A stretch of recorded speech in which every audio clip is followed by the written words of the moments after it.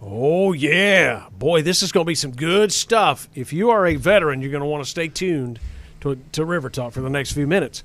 He is back by popular demand. Hello, Jeremy Halpin. Good to see you. You as well, gentlemen. Yes, Doing good. sir. You Glad got to be my back. attention. I'm a veteran. I know, right? Yeah. Glad to be back. Yeah, we're going to talk about Dang, interest all right. rates. We'll Yep. get you back on a future broadcast, talk about reverse mortgages, because Yep. that's interesting fodder. But interest rates, you hear that old song, what goes up must come down. That's Yep. not always the case, but interest rates have come down. And that's, sometimes things just take a life of their own. I know we were going to talk about reverse mortgages today, but right now with the economy, rates are set by the bond market. I know we talked about that a couple of weeks ago. And right now with what's going on in the economy, what's going on with the Dow, the 10-year bond market, a lot of that is in direct correlation to the coronavirus that's going on. So things are coming down. And, with the veterans specifically, special place in my heart, friends and family who are veterans, I was looking at it this morning. And, just a little disclaimer, you are not allowed to quote any rates without giving a lot of details. Right. But just somebody who's got a normal credit score, mid-sixes from what I was looking at this morning, they're in the low threes. Really? Low threes. That's insanity. And that's not buying it down. That's just being a veteran. On it, what they call is an IRL. See, the VA has a program. It's called an IRL. It's an interest rate reduction refinance loan. Say that 5 times. And what it does is you don't need to get requalified. So once you're already a veteran, you're requalified. They're just going to pull your credit. I need your mortgage statement and your ID, and really that's it. We don't get tax returns. We don't get pay stubs. They just call to verify you still have a job, and that's really no appraisal. So you don't have to get your house reappraised. It's based on what your previous appraisal was, and with U.S. Mortgage, we're not charging any lender fees either. So the normal $12.95 or $13.95 we normally charge as a company, not being charged because they're so quick and fast and easy to do. It doesn't take up a lot of our pipeline. I mean, we're closing VA we're closing VA IRLs as fast as we can get title work back from your lawyer, which is probably going to be your biggest fee. We're closing them in like 10 days to 2 weeks. And that's so easy peasy. Oh, it's great. Boom. But what's a real kicker that people don't realize is it's a good way to help right now. Not only are you going to put yourself in a better position financially by lowering your monthly payment, but what's today? The 25th, 26th, I think? Yeah, Today's 26th. Snapshot in time is Today's we 26th. sit around, Okay. Let's say we went ahead and somebody called me today and they said, Jeremy, I want to refinance my VA loan and we want to do an IRL. Okay, we get your paperwork. It takes a couple of weeks. You close in the month of March.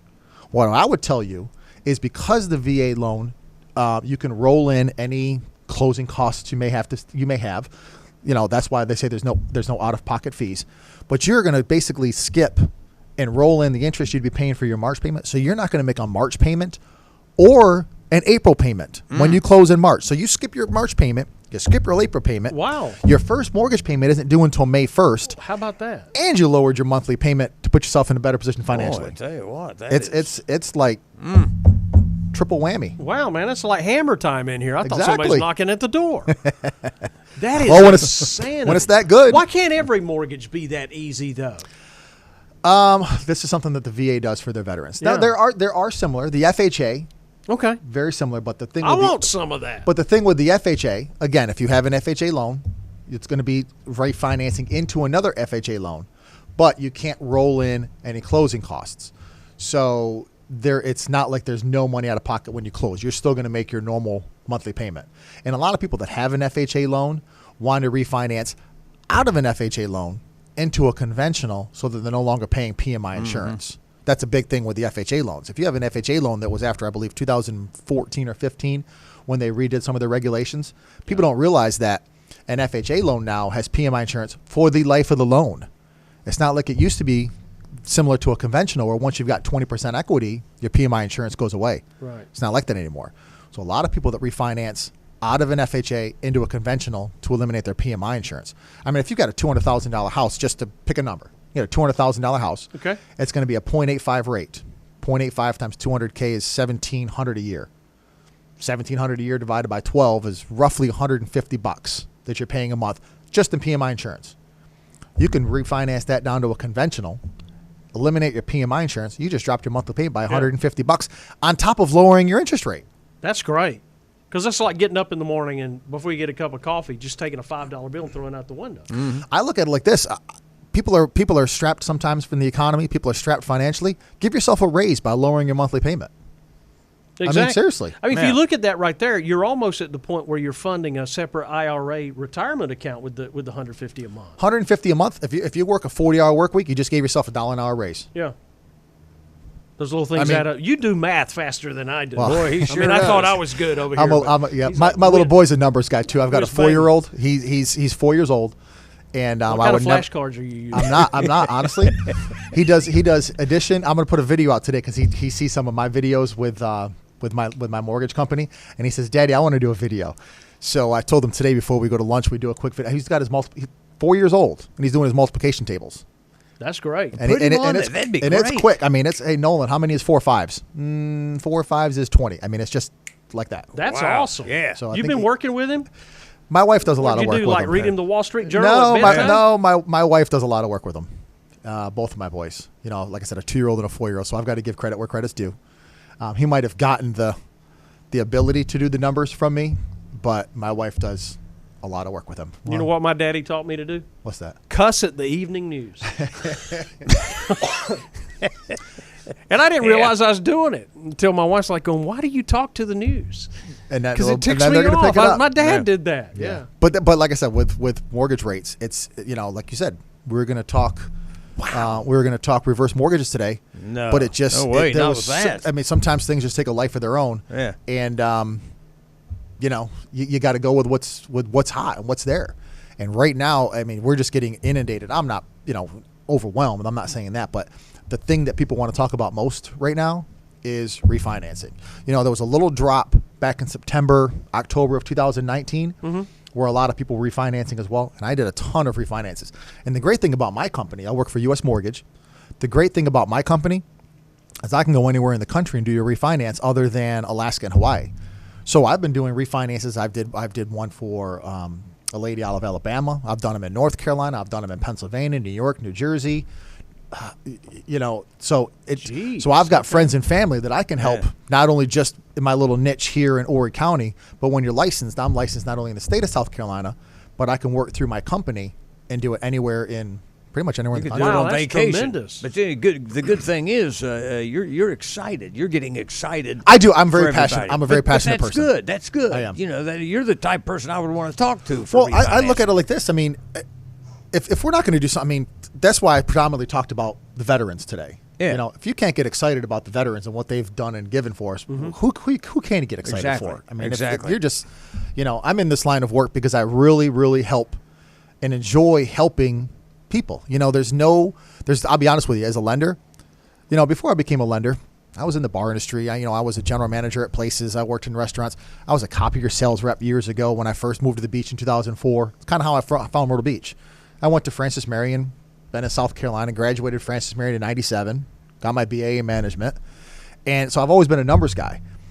But I've never had a job that is as personally satisfying as being a lender. You have no idea what it's like to somebody who's a first-time home buyer that never thought that they could buy a home. And maybe when they came to me, they weren't able to qualify, and you coached them and you helped them get them to the point where they're. Maybe their credit score wasn't where it needs to be. Maybe their debt to income wasn't where it needs to be. Maybe their income was off or something like that, and you need to kind of help them structure.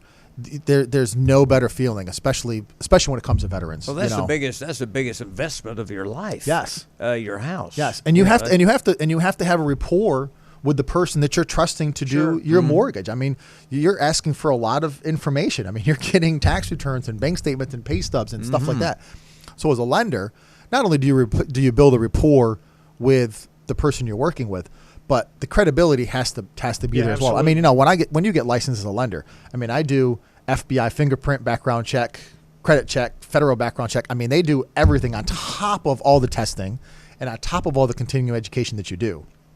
So that's all fine and dandy, but enjoying what you do and knowing that you're making people's lives better. I'm not saying this because I'm on TV or on the radio, but that's just me. And I've never had a job as personally fulfilling as I do as a lender, and I take pride in that. It's like, like I said, I've got a 4-year-old.